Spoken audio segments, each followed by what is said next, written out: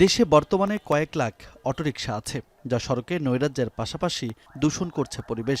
কিন্তু বিপুল সংখ্যক এসব অটোরিকশার নিয়ন্ত্রণ ও নীতিমালা বাস্তবায়ন করতে না পারলেও নতুন করে বুয়েট স্বীকৃত মডেলের অটোরিকশার পাইলট প্রকল্পের উদ্বোধন করেছে দুই সিটি কর্পোরেশন।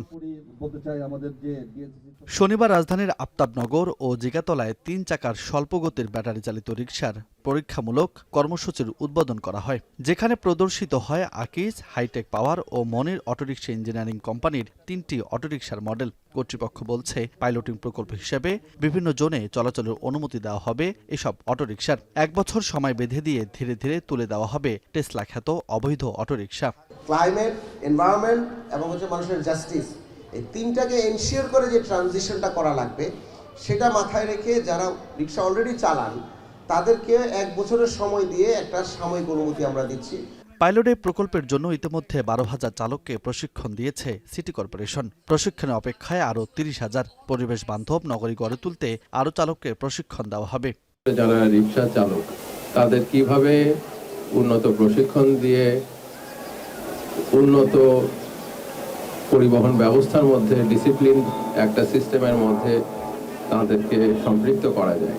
বিভিন্ন জরিপ ও গবেষণা অনুযায়ী ঢাকায় প্রায় ২০ লাখ অটোরিকশা চলে, যা সড়কের গতিতে প্রভাব ফেলছে। তবে পরিবার ও জীবিকার চিন্তা করে ব্যাটারি চালিত রিকশা বন্ধ করতে পারছে না সরকার। ফলে বিকল্প কর্মসংস্থান করার চিন্তা আছে সরকারের। পাইলট প্রকল্পের আওতায় নতুন এই রিকশা আপাতত চলাচল করবে ধানমন্ডি এলাকায়। আধুনিক ব্রেকিং সিস্টেম, ট্র্যাকিং প্রযুক্তি ও বিজ্ঞানসম্মত ডিজাইন এই প্রকল্পের সফলতা আনবে বলে আশাবাদী সরকার। আজকে যে পাইলটিংটা এখানে সূচনা হতে যাচ্ছে, এটি সামনে এগিয়ে নিয়ে যাওয়া এবং এটি আমাদের পুরো মহানগরীতে এটি প্রলিফারেট করার ব্যাপারে আমরা দৃঢ় প্রতিজ্ঞ আছি। আশা করছি ভবিষ্যতে এই প্রকল্প থেকে আমরা জনসাধারণকে আরো বেশি বেনিফিট দিতে পারব। প্রাণের শহরটা বাসযোগ্য হবে, এটা অসহনীয় যানজট থাকবে না, যানজটটা সহনীয় পর্যায়ে থাকবে, সাধারণ মানুষ নিরাপদে চলাচল করবে। দেশের ট্রাফিক সিগন্যাল ব্যবস্থা উন্নত করতে গেল আড়াই দশকে 5টি পাইলট প্রকল্প হাতে নিয়েছিল সরকার। তবে আশানুরূপ সাফল্য মেলেনি কোনোটিতে। যানজট নিরসনে অটোরিকশার নতুন এই প্রকল্প কতটা কার্যকর হবে তা এখন দেখার বিষয়। রাজু আহমেদ, এখন, ঢাকা।